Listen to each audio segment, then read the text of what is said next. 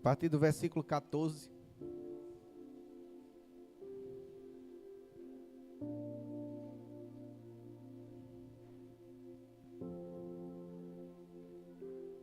Glória a Deus.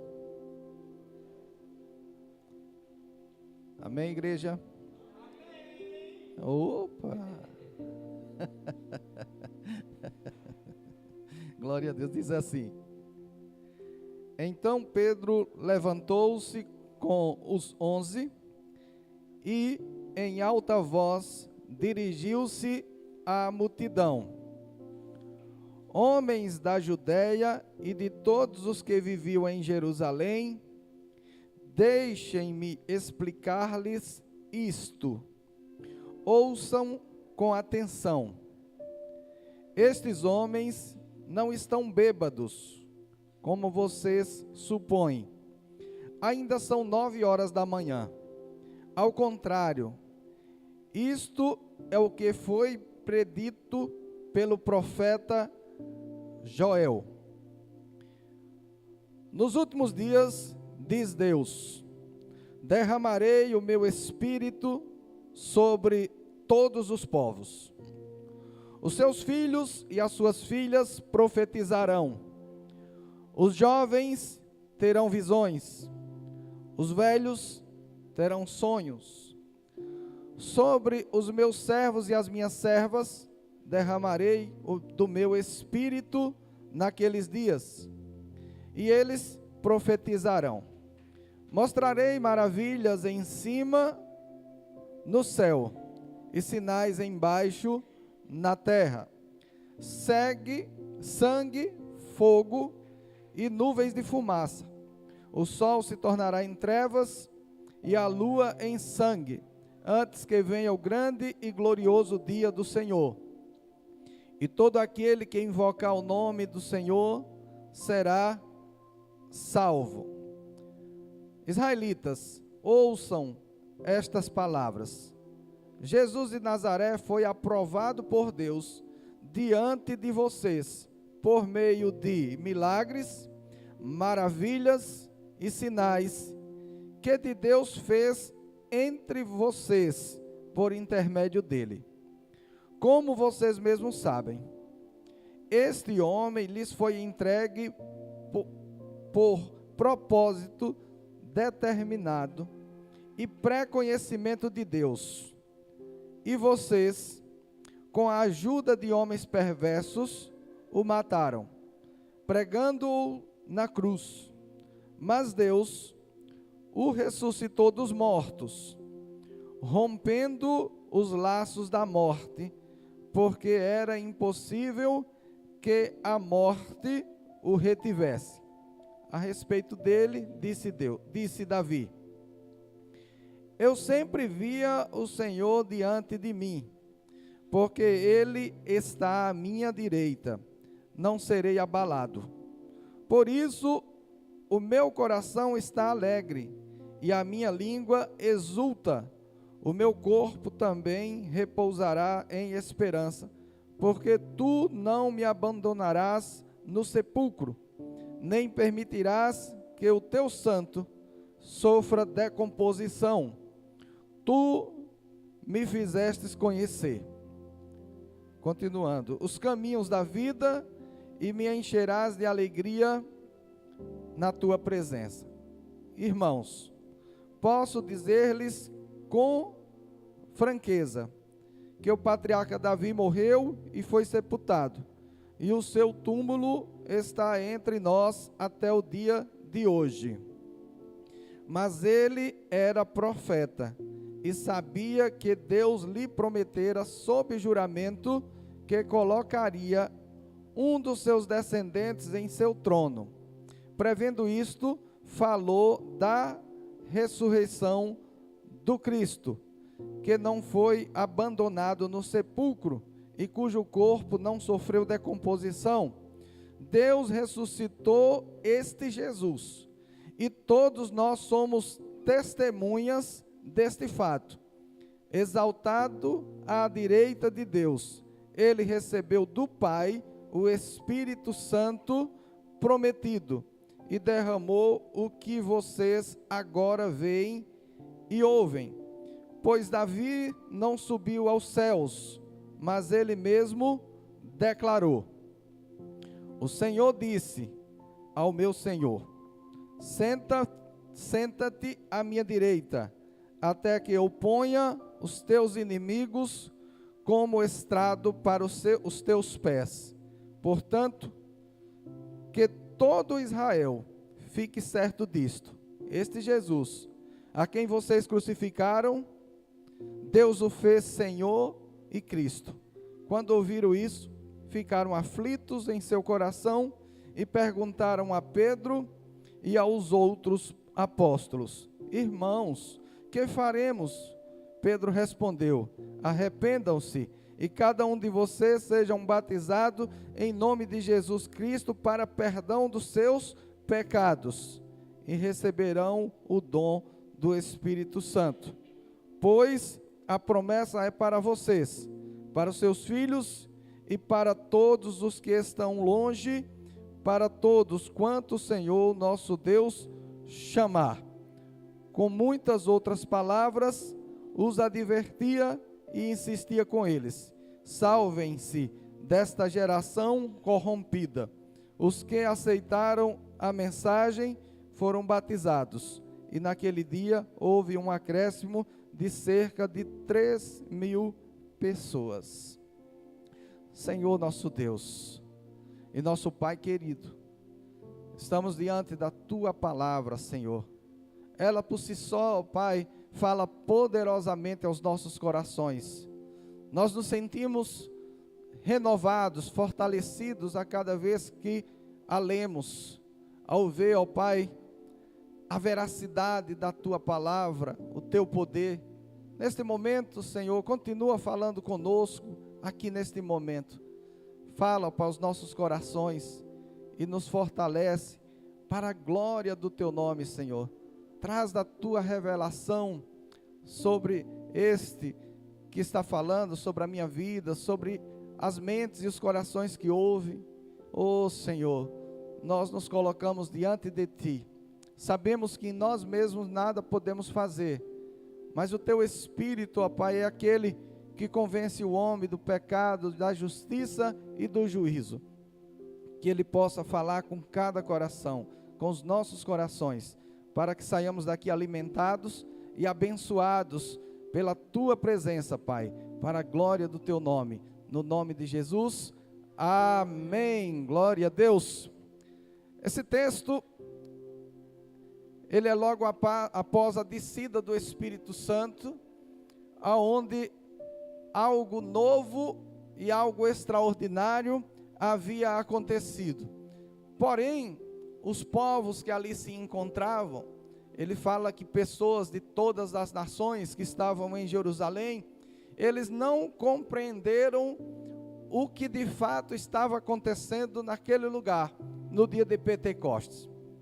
Por quê? Porque o Espírito Santo, ele vem sobre aquelas vidas, aqueles que estavam esperando, que foram alertados por Jesus, para que aguardasse em Jerusalém, até que do alto fosse revestido de poder.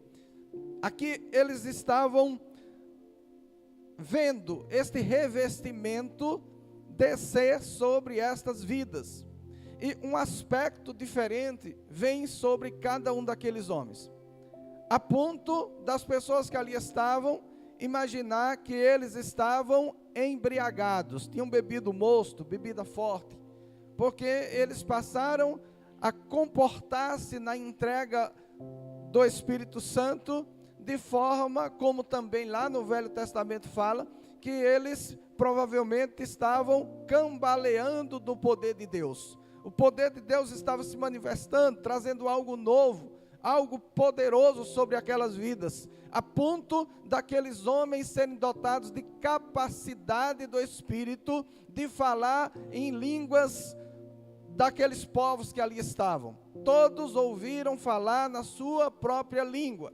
E o interessante é que quando isso começa a acontecer, nós começamos a entender o porquê das escolhas de Deus. Se Deus tivesse escolhido para ser apóstolo de Cristo apenas homens cultos, como posteriormente ele escolheu a Paulo, certamente neste momento as pessoas diriam: eles já falam estas línguas, eles são estudiosos, eles têm capacidade, mas nós precisamos levar em conta que entre os apóstolos de Jesus, a sua maioria eram homens simples, pescadores e que não tinham uma leitura aguçada, homens que não tinham uma capacidade nem de falar o seu próprio idioma com qualidade.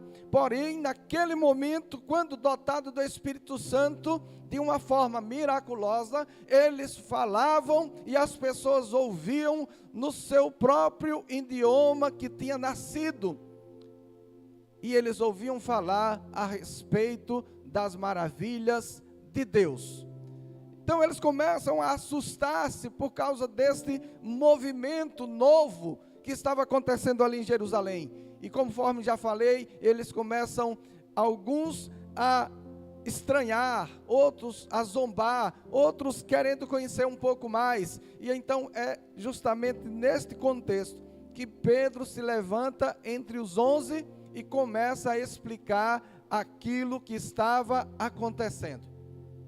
E como que Pedro explica, como que ele prega, fazendo uso das profecias do Velho Testamento, fatos que haviam sido descritos 500 anos, 700 anos antes deste acontecimento, fatos que estavam escritos pelos profetas e que naquele momento estava se cumprindo diante dos olhos daquelas pessoas.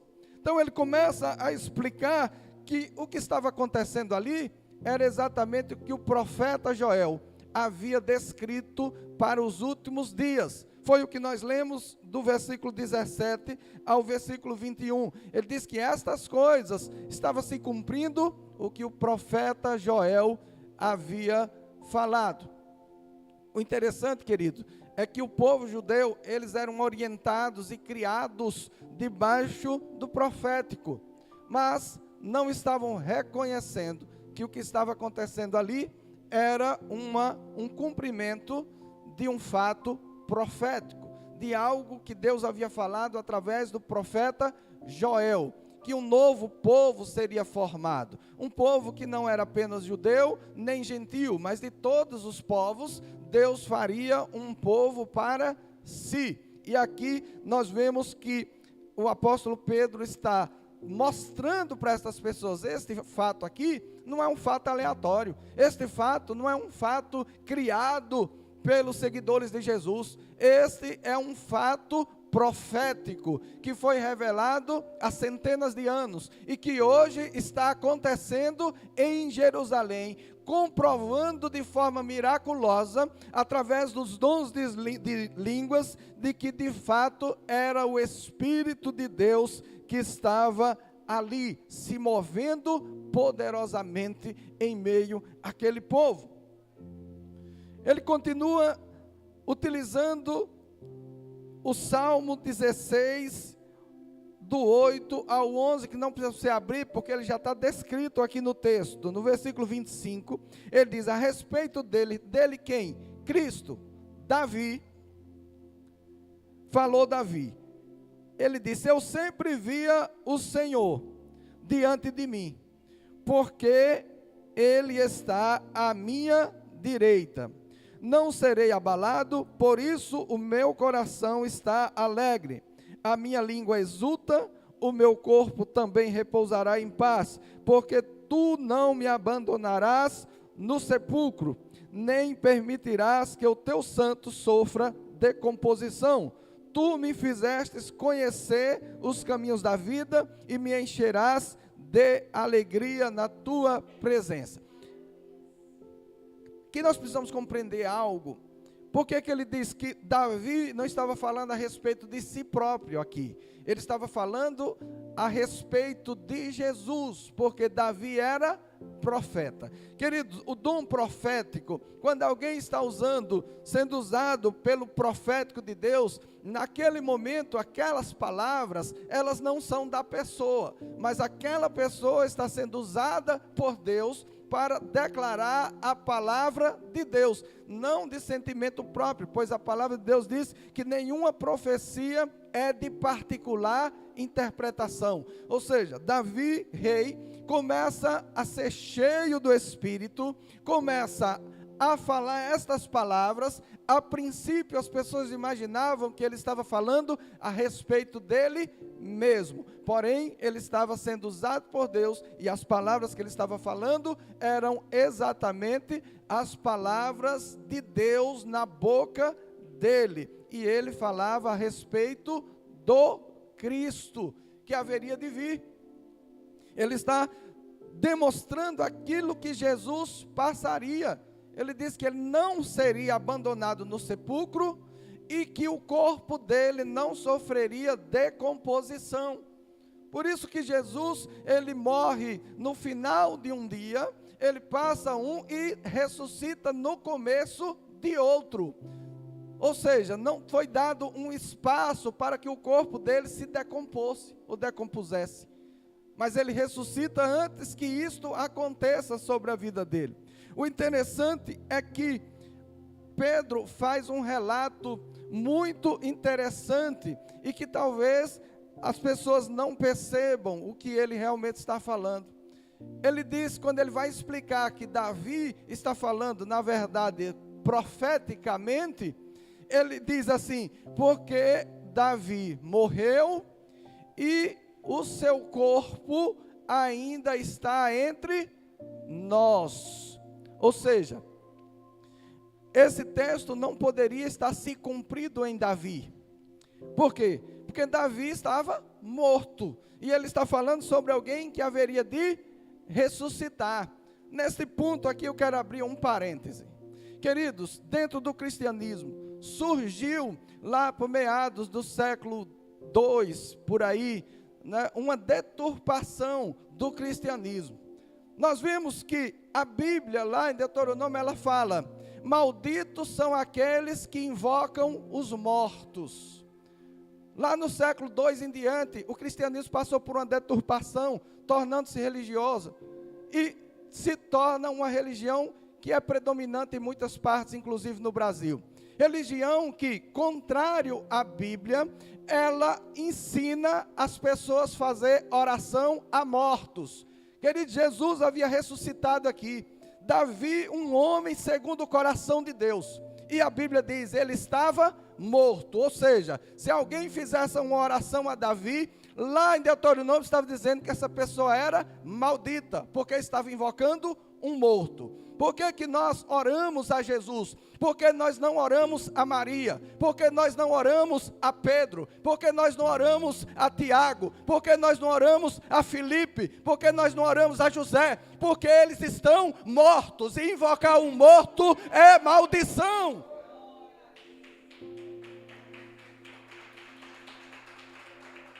Nós estamos aqui diante de uma palavra que está dizendo: nós oramos a Jesus, porque o corpo dele não se decompôs, porque ele ressuscitou ao terceiro dia. Nós estamos falando com um vivo, nós estamos falando com alguém que permanece conosco pelo seu Espírito durante todos os dias, até a consumação dos séculos.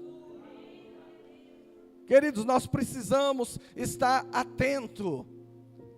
O apóstolo Paulo fala assim: olha, se algum outro vos pregar o evangelho, outro evangelho, até mesmo um anjo vos pregar outro evangelho, além daquele que eu vos anunciei, que seja anátema. Ele disse, anátema quer dizer amaldiçoado. Ou seja, queridos, sempre que você ouvir o evangelho, sempre que você ouvir alguém falando a respeito de Jesus, inclusive nós aqui falando de Jesus, você tem a obrigação de comparar com as Escrituras, porque você não pode seguir um evangelho de uma religião, você não pode seguir um evangelho de uma igreja, você não pode seguir filosofias de homens, você precisa estar firmado naquele que está vivo e vive para todos sempre. Então ele está demonstrando aqui para estas pessoas que aqueles que eles haviam crucificado era aquele que havia sido prometido. havia sido prometido por Deus, revelado por Joel, agora revelado por Davi, e que naquele momento aquelas pessoas começaram a entender, porque ele traz a lembrança, ele não foi aprovado por Deus com sinais, com prodígios, com maravilhas, que Deus fazia por intermédio dele. Ou seja, ele diz, olha, tudo que estava escrito que o Cristo faria, ele fez.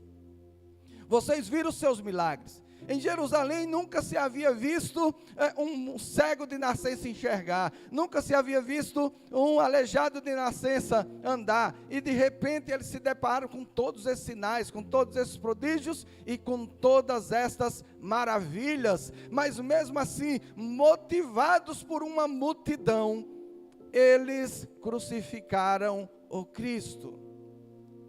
Nós precisamos ter um cuidado para não querer viver de acordo com o que as multidões desejam, o que a sociedade deseja, o que as pessoas desejam. Nós precisamos viver de acordo com a revelação de Cristo para a nossa vida. Então essas pessoas, mesmo vendo todos esses sinais, mesmo vendo todos esses prodígios, estas maravilhas, eles, motivados pelos aqueles líderes que estavam consumindo-se de inveja, porque eles eram religiosos frios, que não executavam nada, e de repente surge Jesus executando sinais, prodígios, maravilhas, eles se compuseram de inveja, e então tramam para que Jesus seja crucificado.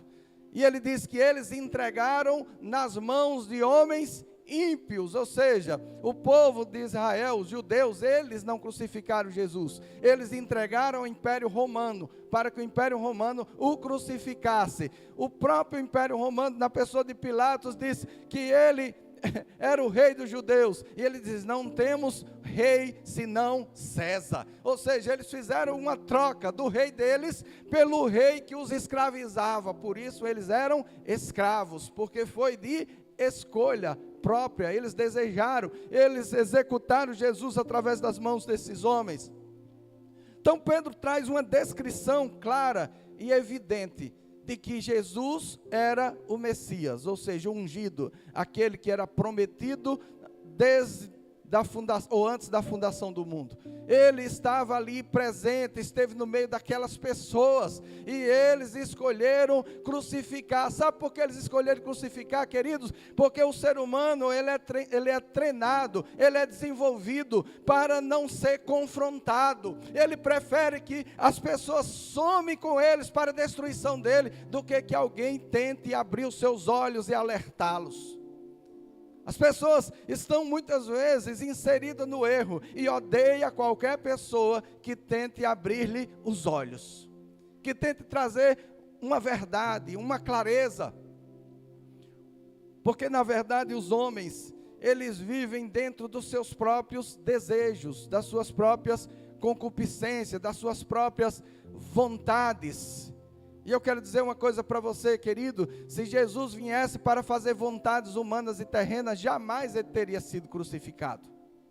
Mas também ele não seria sem pecado. Ele teria sido conivente com os pecados da humanidade. Então ele se opõe à mentira, ele se opõe ao pecado, ele se opõe a tudo que é contrário a Deus, e por isso ele é odiado, por isso não o suportam, e por isso o crucificam, porque não suportava ouvir aquela verdade. E o sacerdote imaginava, já que a gente não pode fazer nada com ele, então vamos matá-lo. Interessante que o sumo sacerdote, usado por Deus, mesmo sendo alguém que não obedecia a Deus, ele usa uma profecia, pensando que com aquela profecia ele ia matar Jesus, ou seja, convencer os outros a matar, mas que na verdade ele imaginava que Jesus não era ungido. Ele diz, olha, não é necessário que um morra por todos. Na verdade ele não estava dizendo que Jesus ia morrer por todos, ele só queria fazer uso de uma profecia para trazer um benefício para o que ele imaginava, mas ele não sabia que era o próprio Deus falando na boca dele. Realmente é necessário profeticamente que Jesus morresse por todos, que um morresse por todos, porque ele era o Cordeiro de Deus. Então eles crucificam Jesus, mas eles imaginavam que crucificando Jesus, eles estariam livres daquele agitador que estava ali trazendo maravilhas, sinais. Onde ele chegava tinha uma multidão, onde ele chegava havia milagres, sinais e prodígios. Então eles diziam, a gente mata ele, estamos livres. Mas de repente, queridos, ao terceiro dia, aqueles que eles pensavam que matando ficaria livre, na verdade, matando, eles estavam fazendo exatamente aquilo que Deus enviou para que Cristo fizesse, morrer por cada um de nós. Ao terceiro dia, ele ressuscita. E ao ressuscitar, comprovadamente, de uma forma tão miraculosa, queridos, é tão interessante, Deus é tão proposital, para que não houvesse dúvidas para nós hoje, que Deus, ele permite que o Império Romano coloque soldados romanos para guardar o túmulo de Jesus. Porque se tinha alguém que não tinha interesse nenhum que parecesse as pessoas que Jesus ressuscitou, eram os romanos. Por quê? Porque, primeiro, Jesus era judeu, e eles não gostavam dos judeus. Os judeus, eles estavam aprisionando, escravizando os judeus. Segundo, se saísse a notícia que Jesus tinha ressuscitado, ainda que não fosse verdade, o império deles estava em risco, porque o povo ia se encher de coragem por causa do Messias e ia se rebelar contra o Império Romano. Então não tinha interesse algum de que alguém forjasse a ressurreição de Jesus, porque ele estava guardado por soldados romanos. Mas, querido, aqueles homens intemíveis, que não tinham medo de nada, homens que guerreavam, que lutavam, que conquistavam nações, países, eles, naquele túmulo, Jesus ressuscita e eles caem como mortos, sem poder fazer absolutamente nada. Jesus é tão proposital, querido, que logo que ele ressuscita, que a igreja é formada, a igreja começa a sofrer perseguição. Porque imagine, uma coisa é você contar algo que não aconteceu para se promover, não é verdade? Imagine que alguém dissesse, Jesus ressuscitou, o povo judeu dissesse, pronto, você vai ser nosso líder, era uma promoção. Agora imagine você chegar e dizer, Jesus ressuscitou, mata ele. Qual era o propósito de alguém contar uma mentira que ia significar em morte exatamente naquele momento? Homens morreram por causa desta ressurreição, por contar este evangelho, por falar a respeito de Jesus. E Deus realmente permite, alguém pode pensar, mas por que Deus permitiu que os apóstolos fossem martirizados? Sabe por que Ele permitiu? Por amor a mim, por amor a você, porque se eles não tivessem sido martirizados, talvez essa verdade não fosse tão aceita como é hoje, porque nós a aceitamos, porque sabemos que ela foi pregada, ela é verdadeira, porque homens que perderam tudo por causa desta verdade, não abriram mão dela para que nós hoje a conhecêssemos. Então, o evangelho que Pedro está pregando aqui, ele começa a trazer tanta verdade, começa a trazer tantas profecias, testifica tão grandiosamente com estas pessoas que Jesus era o Cristo, que começou a surgir um pavor no meio daquelas pessoas, porque aqueles homens, eles viveram uma vida inteira. Israel, desde Abraão, viveu debaixo de uma promessa, esperando que Cristo nascesse, e agora eles estavam diante de uma verdade cruel. O Cristo que nós esperamos a vida toda, veio, nós não reconhecemos e o matamos. Então eles entram em desespero, e então ele disse, quando ouviram isso, no versículo 17, ficaram aflitos no seu coração. A oportunidade parecia que tinha passado. A libertação de Israel tinha vindo, eles tinham matado. E eles ficaram aflitos, desesperados. Então eles questionam a Pedro e aos outros apóstolos. Eles dizem assim, vamos lá continuar. Ficaram aflitos e perguntaram a Pedro e aos outros apóstolos, irmãos, que faremos? Pedro respondeu: arrependam-se e cada um de vocês seja batizado em nome de Jesus Cristo para perdão dos seus pecados e recebam o dom do Espírito Santo. O que é que Pedro está dizendo para essas pessoas? E os apóstolos estão dizendo: olha, primeiro, vocês reconhecem que falharam. Vocês realmente crucificaram Jesus. E agora o que vocês vão fazer? Primeiro, arrependa-se. Segundo, sejam batizados. Essa palavra que ser batizado, o que é que ele está dizendo? Convertam-se. Ele diz: arrependam-se e convertam-se. O batismo, desde sempre, foi um sinal de conversão a algo. Não sei se vocês sabem, o batismo não é uma prática apenas cristã.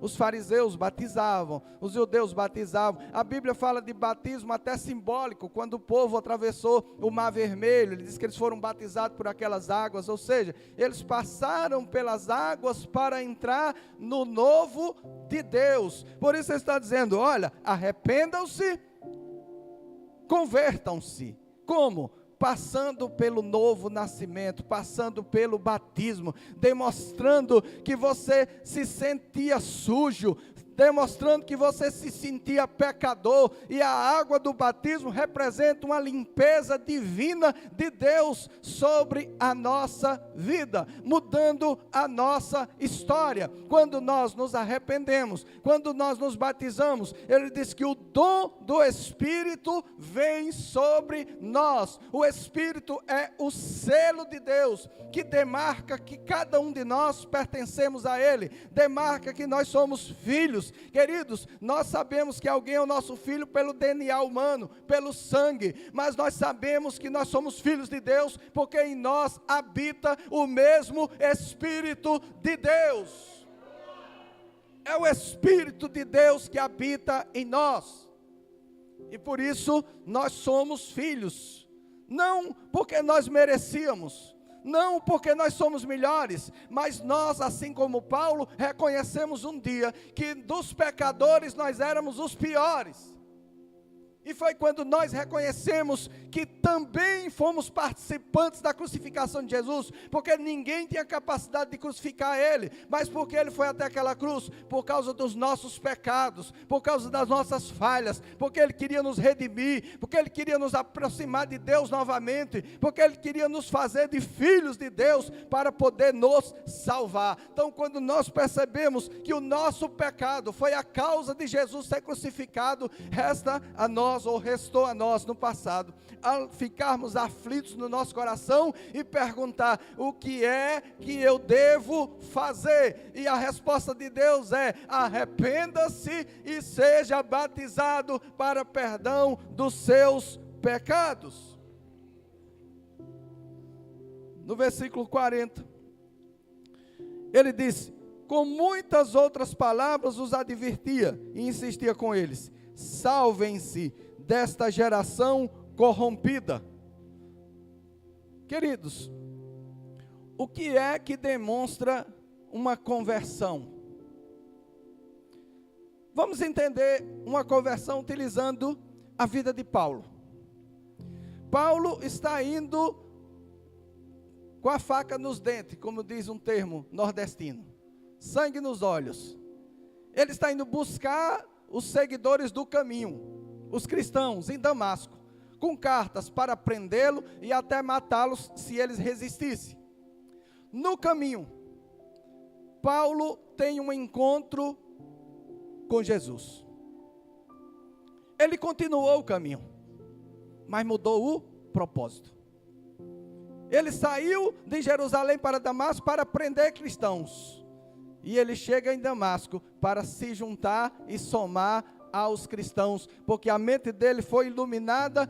Ele percebe, ele chega a dizer: olha, todo o conhecimento que eu tive, que eu consegui da lei aos pés de Gamaliel, todo este conhecimento eu o declarei por perca, como esterco, comparado ao conhecimento de Jesus. Então, como que nós comprovamos que passamos por uma conversão? Pela mudança de mente. talvez algumas situações ainda levem um tempo para ser corrigida, mas a mente já mudou. Queridos, como nós sabemos, certa feita eu vi um pastor falando algo que eu achei interessante. Alguém disse: pastor, como que eu sei que eu sou salvo? Ele disse: volte a cometer os pecados que você cometia. Se você continuar sentindo prazer, você não era. É impossível, querido, que alguém em quem o Espírito de Deus habita, consiga viver uma vida de pecado e viver contente, feliz e concordar com aquilo. A primeira atitude que vem na mente de um convertido é a atitude de purificação, é a atitude de santificação, é a atitude de mudança, porque ele está dizendo aqui: olha, vocês precisam se libertar desta geração corrupta, uma geração a qual nós estávamos inseridos.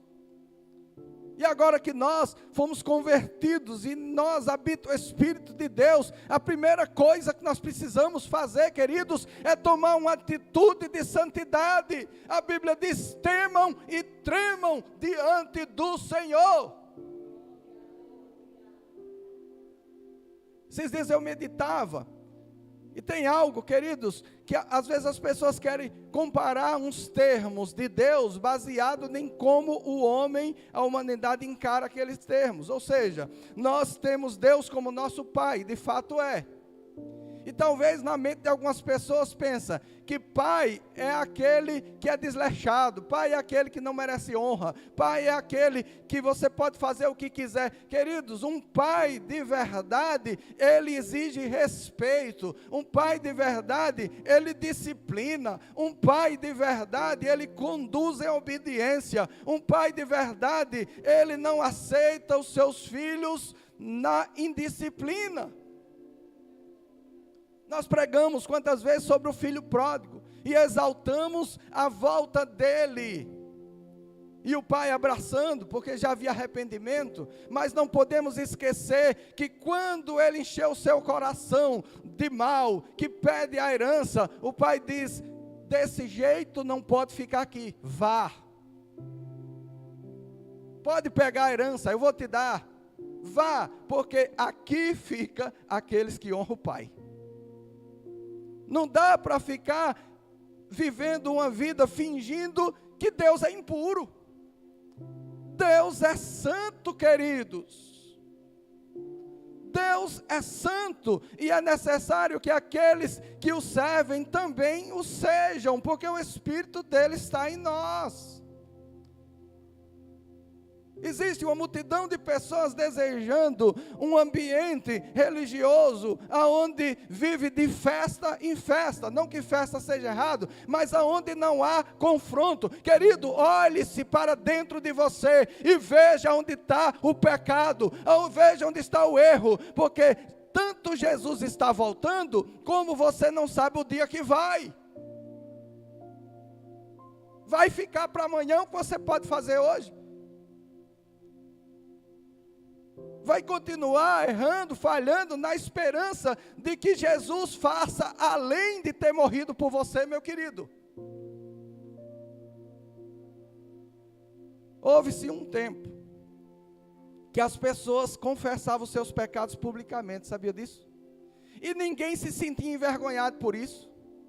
Sabe por quê, queridos? Não se sentia? Porque Jesus não morreu às escondidas. Jesus não ficou despido às escondidas. Jesus deixou toda a sua autoridade, todo o seu poder, se fez a semelhança de homem, servo, foi despido numa cruz. Botam lá uma sunguinha, mas não tinha sunguinha não, meu querido. Jesus foi despido, humilhado, cuspido, chicoteado, numa cruz, num espaço, um alto, onde tinha uma estrada de grande movimentação, para que todos vissem aquele homem ali como um pecador. Sabe por quê? Por causa de você, por causa de mim. Confesse o seu pecado hoje, o deixe e viva uma vida de santidade. Não espere que os milagres e as bênçãos do Senhor, querido, uma coisa é você viver debaixo da misericórdia. Sabe o que é a misericórdia? Misericórdia é a pessoa cai do 10º andar, não morre, mas se arrebenta todinho.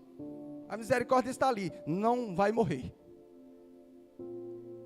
Se entregue à graça. A graça de Deus, quando você cai, Ele segura e diz: epa, não cai não. Vai viver debaixo da misericórdia. Um pecado que você sabe que está cometendo, querido, eu quero ser boca de Deus para a sua vida. Há dúvida de que o que você está fazendo é pecado. Mas se o pastor chegar e conversar com você, é capaz de não vir mais para a igreja. Querido, você vai para o inferno porque não quer consertar isso. Precisamos tomar uma atitude de santidade.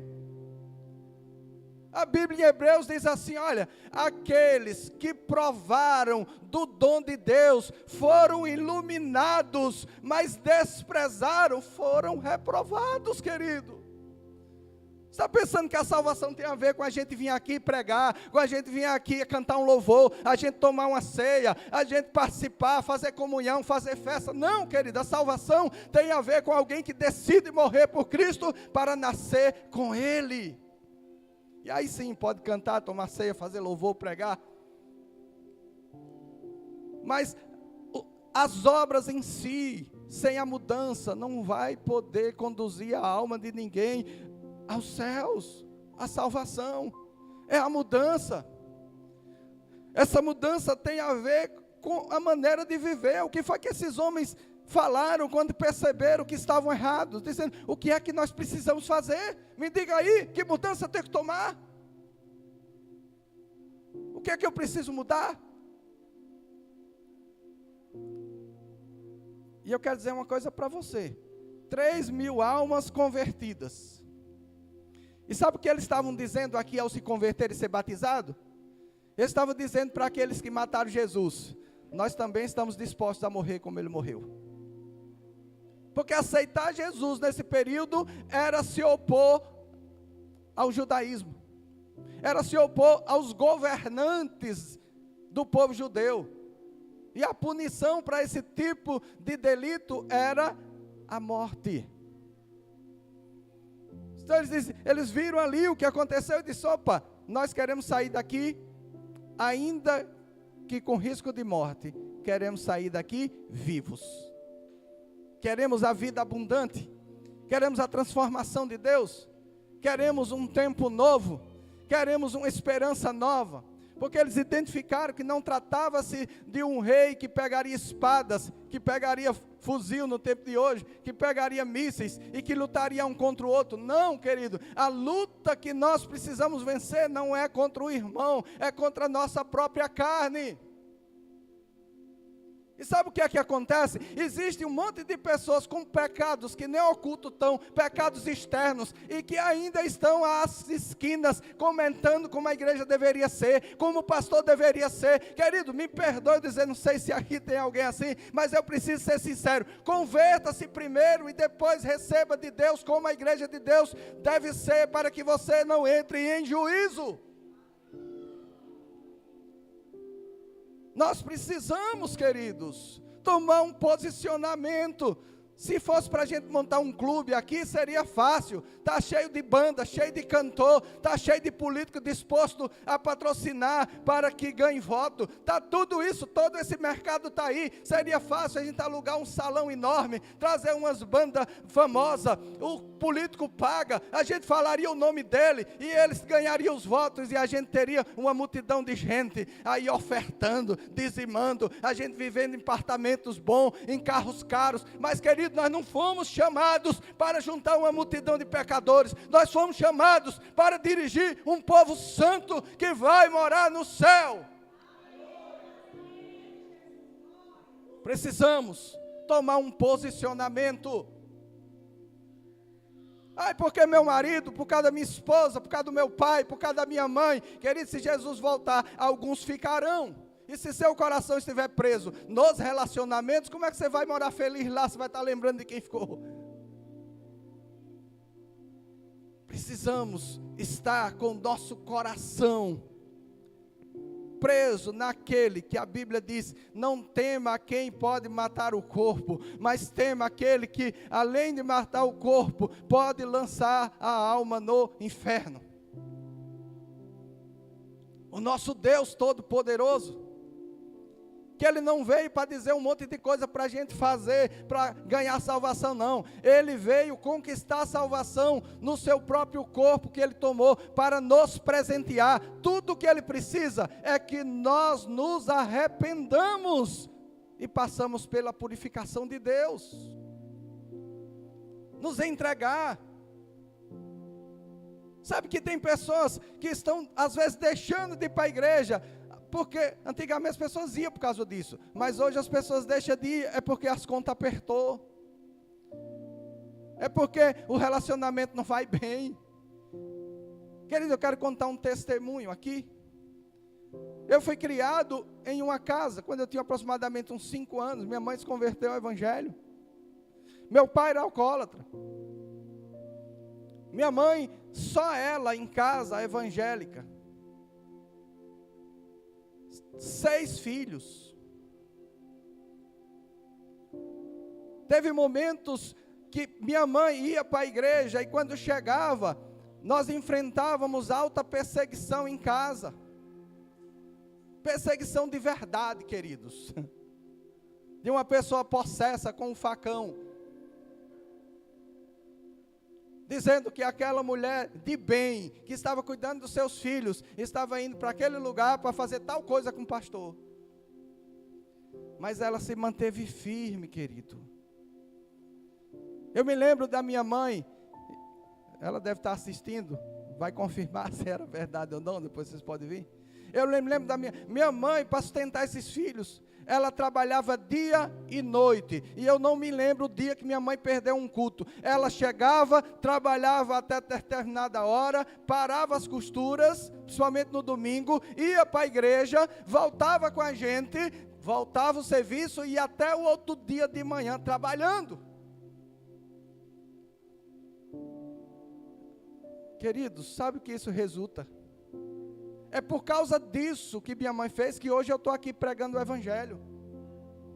Não pense que seus filhos vão imitar um mau exemplo, não. Como eles vão desejar, queridos, nossos filhos vão desejar mais a igreja ou mais as coisas? Qual é a ênfase que nós damos para a igreja? Qual é a ênfase que nós damos para os passeios? Qual é a ênfase que nós damos para a igreja? Qual é a ênfase que nós damos para o shopping? Naturalmente, eles já vão gostar mais de lá mesmo, porque são humanos. Mas cabe a nós gerar este desejo dos nossos filhos vir à casa de Deus. Mas criança, ela é conduzida pelo exemplo, não é pelo mandar. Mandar às vezes até gera algum resultadozinho, dependendo da forma que manda, mas não é o mesmo do exemplo. Eu me lembro que uma mãe se converteu, botava a gente numa carroça, e a gente andava, salvo engano, era 6 quilômetros, para ir para um culto num lugarejo chamado Samambaia, um culto de manhã que tinha lá. A gente ia, a gente voltava naqueles cavalos, naquela carroça. Para ela não devia ser a coisa mais fácil do mundo, para nós era uma festa, para a criança tudo é festa. Mas isso gera um exemplo. Está dizendo que aquele ambiente é realmente importante. Nós precisamos gerar, queridos. Ou não adianta dizer, Deus é a coisa mais importante da minha vida. A igreja está em primeiro lugar. Seu filho não é conduzido por palavras apenas. É por exemplo, querido. É por exemplo. Nós iremos dizer para eles como que eles devem viver a fé deles, baseado na nossa fé. A primeira pessoa que eles verão como exemplo será a nós. Aí para finalizar, para você que é pai, para você que é mãe, você lê Bíblia com seus filhos? Você faz atividade da escola? Não é julgamento, querido, é só uma percepção. Você ajudou seus filhos a fazer alguma atividade de escola? Por quê? É importante, é? Estudar é importante? Ninguém está negando isso. Estudar é importante. Por que que nós fazemos as lições de casa dos nossos filhos e ajudamos, porque estudar é importante, e muitas vezes não conduzimos ele no ensino da palavra de Deus? A Bíblia diz que essas são responsabilidades dos pais. Ensina os teus filhos quando sentar à mesa. Ensina os seus filhos no caminho. Ensina os seus filhos em todo lugar. Queridos, a Bíblia, a palavra de Deus precisa ser ensinada. Porque deixou-se de ensinar a palavra de Deus, ensinou outras coisas, e nós estamos aí com uma juventude mais perdida do que segue em tiroteio. Cheia de direitos, mas um vazio terrível. Começa buscando um direito até aparentemente natural. Hoje nós estamos vendo, querido, pessoas lutando pelo direito porque eles se sentem um animal. Eu me sinto um cachorro. Eu me sinto um cavalo. Vocês dias teve uma reportagem, uma se sentia lá um animal selvagem, um leão, não entendeu. Pegou e devastou. Tudo isso por causa do distanciamento de Deus. O interessante, querido, em todos os lugares precisa haver uma disciplina, senão aquele lugar afunda. Num lar, se não tiver uma disciplina, quando falo palavra disciplina, querido, no nosso português vem a ideia de correção. Disciplina é ensino. Quando uma casa tem disciplina, ela vai bem. Quando uma empresa tem disciplina, ela vai bem. As empresas mais bem-sucedidas da terra, o grande investimento delas é em disciplina, é palestra, é ensino, é motivação, é tudo, querido, para que aquelas pessoas conheçam a respeito daquela empresa e do que se faz ali para fazer melhor. Disciplina. Mas o ser humano, ele quer conduzir a sua vida sem disciplina, e aí o que acontece? Perde o sentido. E quando chega lá na frente, não sabe quem sou, para que nasci, o que estou fazendo, e tudo perde o sentido. Porque nós precisamos nos apegar ao ensino da palavra de Deus. Queridos, nós pegamos o exemplo, por exemplo, da nação de Israel. Ninguém no mundo, você vai aqui no Brasil, vai estar cheio de estrangeiro, que nasceram no Brasil, mas eles não são mais estrangeiros, porque são nascidos aqui. O povo judeu, eles têm uma cultura tão forte, que o judeu pode nascer em qualquer país do mundo, ele é judeu, porque o judeu, ele é judeu por sangue, não por nascimento em lugares. Se ele nascer aqui, se ele nascer nos Estados Unidos, onde ele nascer, ele é judeu, por causa do sangue. Isso é o que? Ensino, disciplina. As pessoas se sentem daquela forma. E o que acontece? Eles fazem de uma nação do tamanho do estado de Sergipe, para nós vermos hoje, não que eu concordo com guerra, nem de um lado nem de outro, mas nós vemos um país do tamanho do estado de Sergipe, sendo guerreado e bombardeado de todos os lados, e se mantendo firme. Porque a disciplina, não com relação à fé, não é isso que eu estou falando, mas com relação à permanência daquele estado, daquele país, porque eles são ensinados. Agora nós temos, em contrapartida, um ensino destrutivo. Nós temos aí religiões, né, do Oriente Médio, que as pessoas são tão ensinadas, disciplinadas, que elas nascem, você pega crianças, que elas estão esperando e aguardando a oportunidade de morrerem por causa da fé deles. E olha que a fé deles não é nem por Cristo. E eles são ensinados. E por que eu estou falando isso? É para nós ensinarmos nosso filho isso? Não. O que eu estou provando aqui, o ensino com exemplo. Por que essas pessoas lá, as crianças querem lá explodir para matar o maior número de gente possível e com alegria? Porque eles veem os pais fazendo. Então eles imaginam que aquilo é bom. Paulo diz assim, nós deveríamos servir a Deus, pelo menos da mesma forma que nós servíamos aos ídolos. Esses dias nós estávamos orando aqui, vindo para cá, e todos os dias nós passávamos ali nos ambientes de festa, não era, pastor Sá? de manhã, a gente voltando já, as pessoas passaram uma noite ali naquelas festas. Eu não vou nem pedir para levantar a mão, porque eu vou ser o primeiro a levantar, mas quem nunca virou noites em festas e planejou no outro dia estar lá de novo?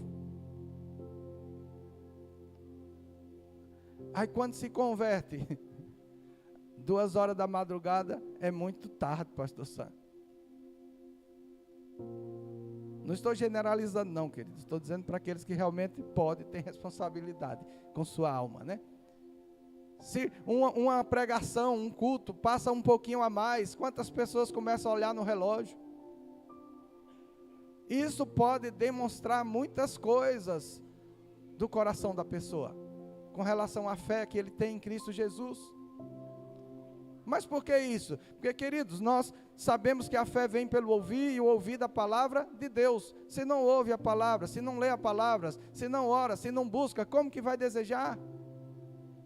Foi impactado pela conversão, você se converteu, você é filho de Deus, nós somos filhos de Deus, nós somos salvos, mas será que nós fomos salvos para permanecer no mesmo nível que nós estamos? Precisamos crescer em graça, crescer em conhecimento, receber mais da sabedoria de Deus, conhecer mais a respeito de Deus, e nós teremos uma vida plena, queridos, porque mesmo com pouco conhecimento que nós já temos, nós somos privilegiados, já estamos em um nível muito avançado. Eu comentava com o pastor Sam, aquela noite lá que a pessoa passou, talvez no nosso tempo passava lá só com álcool, hoje as pessoas não satisfazem mais só com álcool não, sabe o que vai custar aquilo lá na frente? Cada noite perdida de álcool, de droga, vai custar dezenas de anos lá na frente que essa pessoa vai deixar de viver, e se viver, será com muitas dores e enfermidades. Esses dias nós estávamos no monte, eu e o pastor Sam, e tinha lá um senhorzinho,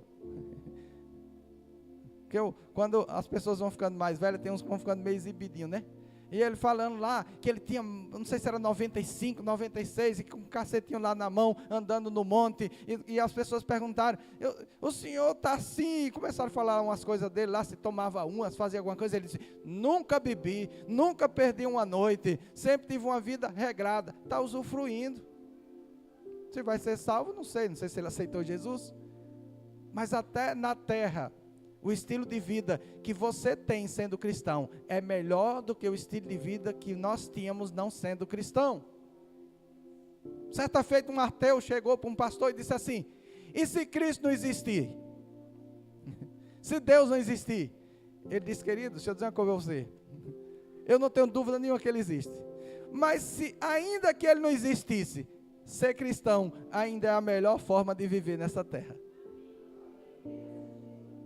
Porque a forma que você está dizendo para eu viver, não está dando certo. Vocês estão morrendo com 18, com 17, com 16, estão tudo se acabando cedo.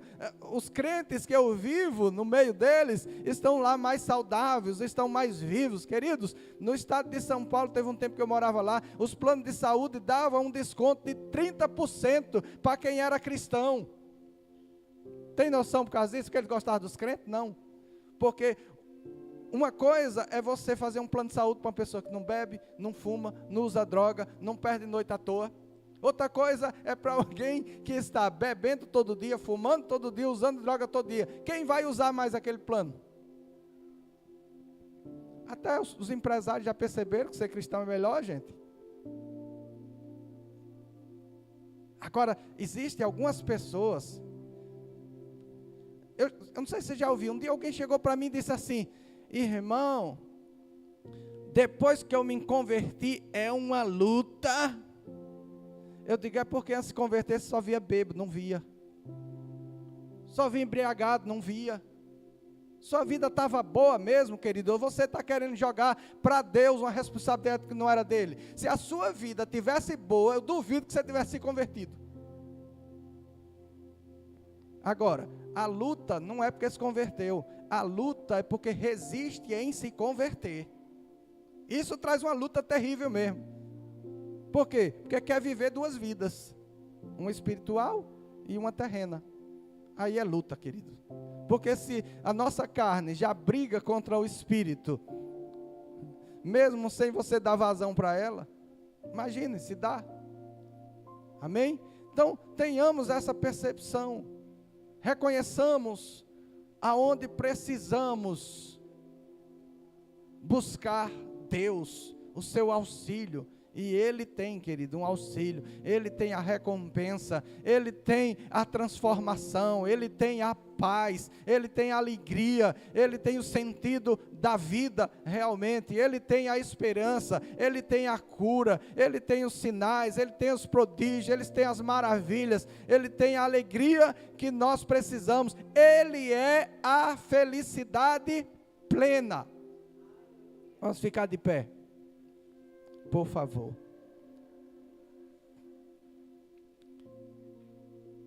Vamos finalizar com uma oração, esta pregação. Eu quero que você reflita, querido. Reflita sobre a sua vida. Como ela está diante de Deus. E não tente continuar levando, empurrando esta vida, não. Faça exatamente aquilo que estes homens fizeram. Chegaram para os apóstolos e digam: me diga o que é que eu preciso fazer. Queridos, chega diante de Deus e Deus, o que é que eu preciso fazer? Porque eu reconheço que eu preciso mudar. Precisamos, queridos, tomar esta posição diante de Deus. Deus é aquele que traz a transformação que nós precisamos.